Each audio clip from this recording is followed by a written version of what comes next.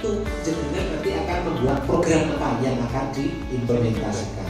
Berarti mana Bukus? Coba Bukus, Pak Arif, Pak Gondo, berarti sing paling determinan mana? Sing pembeda, dia kan punya data yang paling tinggi ya sekarang ini. Nanti dengan konsepnya apa? Dengan ada bentang alam seperti ini, dengan punya gambaran apa? Tidak harus lengkap dulu. Lah, berdasarkan tadi analisis SWOT, strength-nya itu yang akan diperkuat nanti pada bagian apa? Gambaran kita. Terus yang kedua nanti Pak Tongat ya, yang satu di atas, yang satu di bawah. Dengan zona di bawah dekat dengan perairan, nanti potensi-potensi di sekitar sekolah. Hubungannya dengan proyek juga nanti Pak Gondo, Pak Tengah itu nanti juga ada proyeknya, karena proyek itu harus mengacu pada potensi di sekitar sekolah. Karena prinsip dari proyek adalah mengatasi permasalahan yang paling dekat dengan lingkungan sekolah. Terus penyusunan kos pelajaran, muatan pelajaran, terus struktur kurikulumnya, terus hari efektif, kaldik, dan lampiran-lampiran. Ini nanti pada ini, dan ini tidak mungkin dilaksanakan di sini.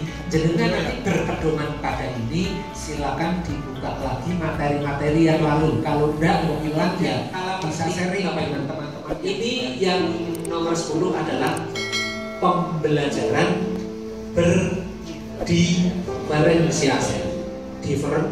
Berarti dari kata different yang artinya different ya. Nah, bahasa Inggrisnya salah, Tuan Murid, harus putri bu. Gaya belajar, profil belajar, murid berdiferensiasi ya. Nanti kita ulas. Ini berarti nanti Bapak Ibu, ini ya lingkupnya tadi ini ya kita harus memahami tentang materi 2 jam waktu, 2 jam ini. Ini nanti dengan seputar ini dipelajari lagi gitu loh maksudnya, bukan kita mau mengupas di sini dan cukup. Ini kita pelajari lagi sehingga nanti untuk bekal kita dalam pengelolaan manajemen di sekolah kita masing-masing. Ya nanti kan setelah selesai jam KTP berlanjut. Hal-hal kecil Bapak Ibu yang bisa kita adakan dan ada korelasinya dengan PKKS. SIM sekolah, SIM itu apa? Sistem Informasi Manajemen. Nah di sana itu ada indikator yang menanyakan Bapak Ibu, sekolah memiliki akun-akun untuk publikasi Bapak Ibu. Nah karena ini hal yang mudah, biasanya Pak Guru jangan punya SIM untuk publikasi sekolah, punya di mana sudah saya share di grup WA gitu. Nah buktinya mana? Lah WA-nya sudah terhapus Pak gitu. Kalau di grup WA terhapus. Nah untuk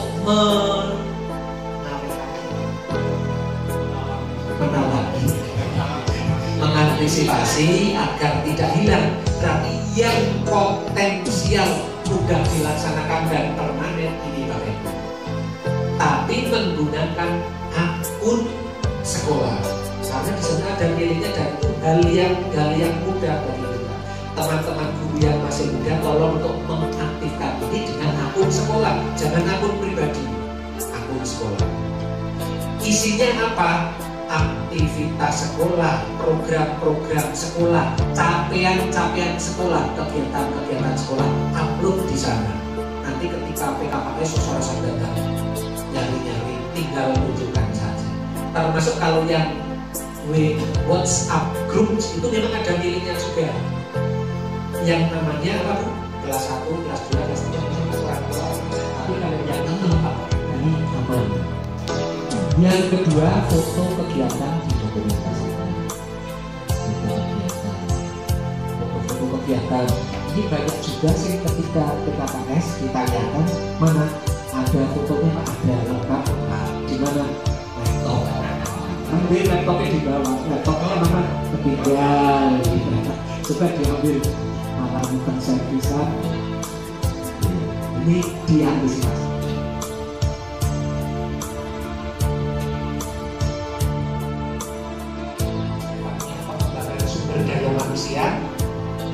Sumber daya manusia meningkatkan kompetensi.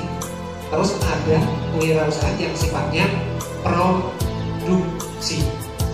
Bapak Ibu, kewirausahaan itu kan berarti bagaimana kita melakukan inovasi untuk memberikan nilai tambah pada sekolah. Bisa mengembangkan SDM-nya, bisa mengembangkan saja yang akan dipelajari oleh murid, Ada juga yang menganggap kurikulum sebagai program pendidikan, program yang menyediakan pengalaman belajar untuk perubahan perilaku murid, menghasilkan perubahan ke arah yang lebih baik. Bapak Ibu, ini setidaknya ada 4 komponen dalam kurikulum. Tadi sudah disebutkan oleh Bapak Ibu semua ya. Yang pertama apa Bu ini Bu?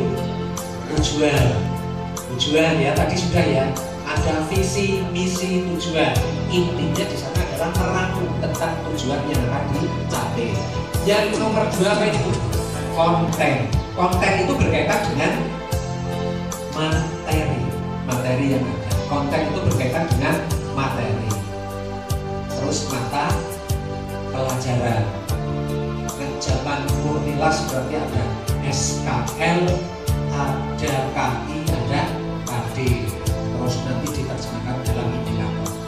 Yang berikutnya, misalkan pada pembelajaran olahraga atau bahasa Indonesia gitu, temanya tentang olahraga, mungkin ada anak-anak yang suka membaca terkait dengan olahraga sepak bola, maka nanti bisa mencari bacaan terkait dengan maaf ini misalkan apa tentang pokok kalimat ya, pokok kalimat misalkan, nanti bisa ada yang suka olahraga bisa dicari dengan bacaan olahraga, ada yang suka non fiksi nanti bisa dengan bacaan yang non fiksi dan sebagainya. Nah itu terkait dengan konten.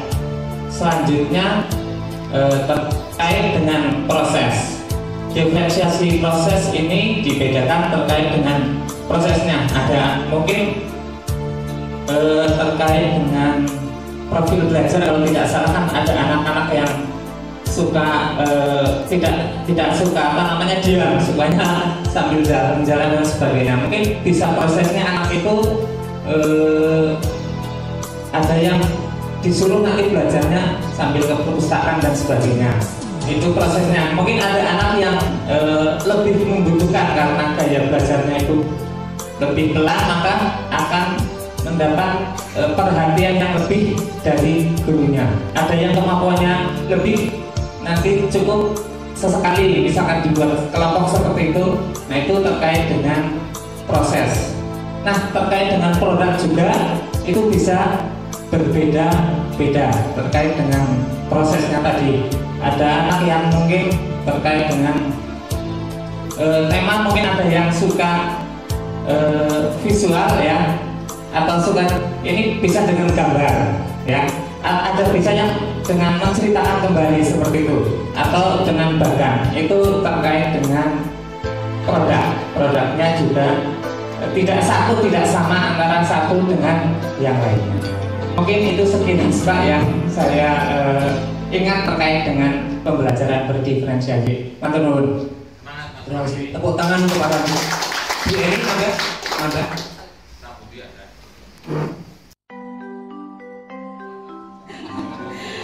Izin berpendapat untuk penting sekali tadi untuk diferensiasi. Pertama, untuk melaksanakan pembelajaran berdiferensiasi adalah adanya semacam tes diagnostik atau tes awal untuk menilai bagaimana teknis kesiapan belajar siswa, kemudian profil dan gaya belajar serta minat.